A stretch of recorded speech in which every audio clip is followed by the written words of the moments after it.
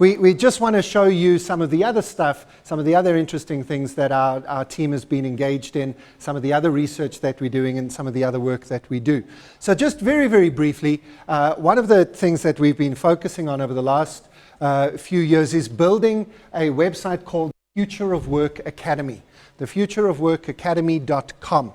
And where this came from was two pieces of research we got our research teams engaged in.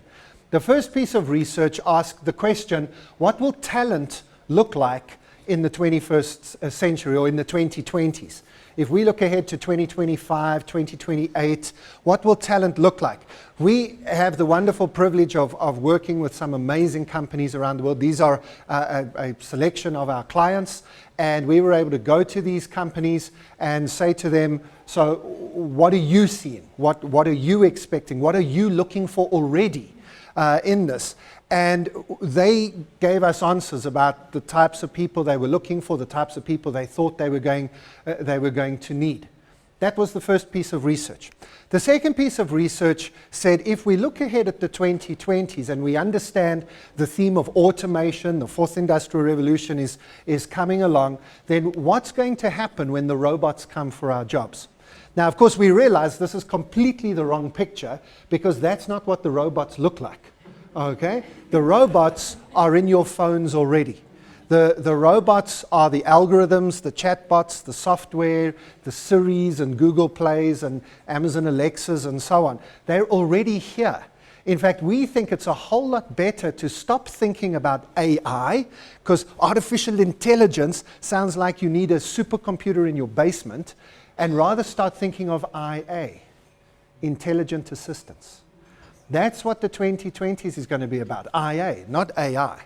And it's all these different ways in which these machines will help us. But of course, when they do that, they're going to come for our jobs. And so we're going to see places like call centers completely empty.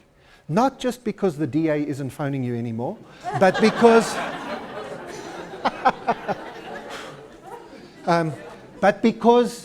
all of the stuff that call centers do now can be done by chatbots, can be done by these IA assistants. But it isn't just low-level jobs, although not every call center is a low-level job, but it isn't just lower skilled or lower level jobs. The computers are coming for the professionals too. Lawyers, doctors, engineers, accountants, actuaries, vets, architects are all going to be replaced in the 2020s. Some of you are looking at me a little bit skeptically about that. I mean, how many of you would be comfortable replacing your family doctor, your GP, with a machine? Okay. There are a few hands, but not everybody in the room. The rest of you still want to go to the family doctor. But why? Why are you going to that family doctor? That family doctor doesn't have the time to keep up with the research, doesn't know what's. They're just sitting in an office and a whole lot of sick people keep coming every single day. International research tells us that your family doctor gets the diagnosis right 72% of the time. Okay? That's global research, global average. You know this because the last 4 times you've been to the doctor, at least once, the pills didn't work. You had to go back again a week or two later, say, Doc, I'm still not well. And the doctor goes, okay, try this then. And the doctor's going, whoops, okay, try this then.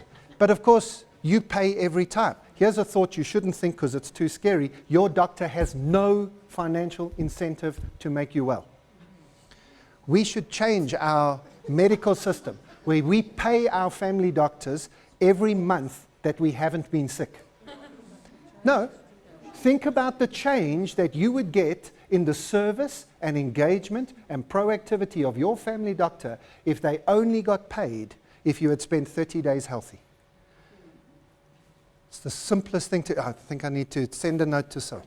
Now, if I told you that there was a computer, the computer's name is IBM Watson.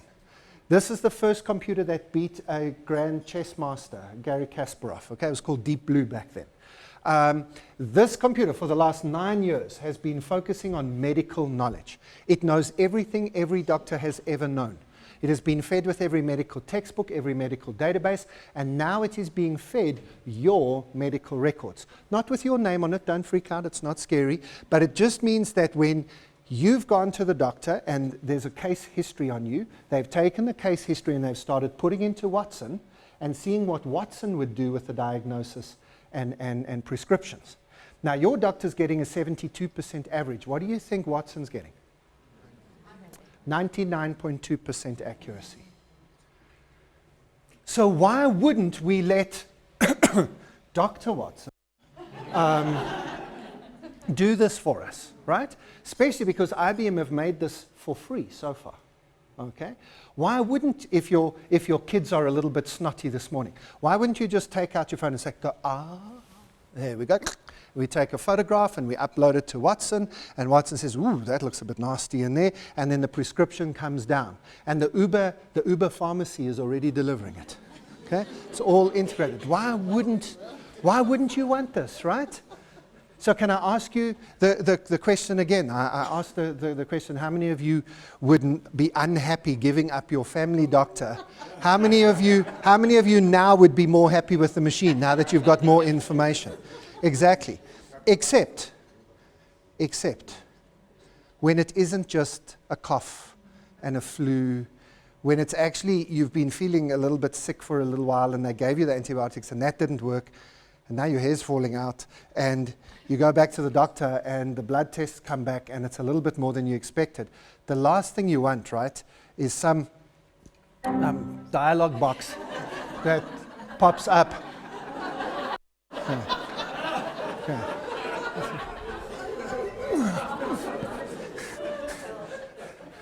Help, yeah, help. What help can the computer give you? The last thing you want is to find out you've got some incurable disease because the computer dialog box tells you. So you tell me now, what is the difference in the future between a good doctor and a great doctor? Is it medical knowledge? No. 7 years of medical training and understanding medical systems? Computer can do that better. The ability to diagnose your disease? No, the computer can do that better. In fact, I won't go to a doctor in the future that isn't using a computer. Imagine your doctor said, this internet thing, it's not for me. You'd say, what? I'm going somewhere else. How do you even keep up to date? The difference in the future is not their medical ability, it's their bedside manner, their empathy, their connection. So let's just put this very, very clearly. The best doctors in the future will be nurses. Yeah, for those in the medical profession, a round of applause. Thank you very much. I'd much rather have a nurse than a doctor. It's not a gender issue there. Nurses can be men and doctors can be women. It's got to do with what is being provided. By the way, we could have chosen examples from any other professions, and engineers, lawyers. We can give you the same examples of how the world is changing. So, we did this research, 2 pieces of research. And the bizarre thing is when the 2 research teams came together, we discovered they both had the same answer. What will the world look like when the computers are doing all, and there's 3 things computers do. They do routine, so the stuff that's over and over again. Month-end accounts, annual audits, discovery processes in a legal environment. Everything basically that a conveyancer does. Buying and selling houses, almost everything the banks do. It's just routine. There's not a lot of thinking involved. In fact, in some parts of those professions, you are told not to think. Okay? Just follow the process. All of that, the machines will do.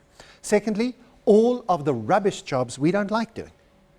The month-end accounting stuff that you have to do, all the stuff that's coming off your bill now, the bank recon, all the rubbish stuff, my Cell-C contracts just come up, I have to renew it. Why do I have to phone them? Why isn't there just a button I click somewhere? The machines will do all of that stuff for us. So all the menial kind of jobs that we have to do. And then the third thing is all the physically repetitive work. Okay? Anything that's physically repetitive. Move this to here, move this to here, move this to here. All of that will be done by proper robots. But what about everything else? And then when we looked at what people were saying, what does talent look like, we realized it was all the other things. What people almost by instinct are seeing is that there are 8 skills, 8 sets of skills that computers do not have. And these are them, without explanation today. But of course, if you hire Bruce Lee or myself or any of our team to come and speak to your organization or your team, to work with you in a workshop, each of these, in fact, can be a workshop on their own. They can be a workshop together. They can be a presentation in which we unpack what each of these areas are. So the question for you, very, very simply then, is so what do you do? What you do is you develop those skills. What do you do is you build those skills into your team. What do you do in an L&D environment in your world of work is you build those into your training programs. What do you do as a parent? You look for these things in your kids and you develop them there. And I suppose the most important message is don't try to compete with the machines. Try to be more human. That is the way to get through successfully in the 2020s. What does that mean? Well, it means developing that set of skills that I'm not going to talk about today. That's what we talk about when we talk about 8 skills from the future. Thank you very much.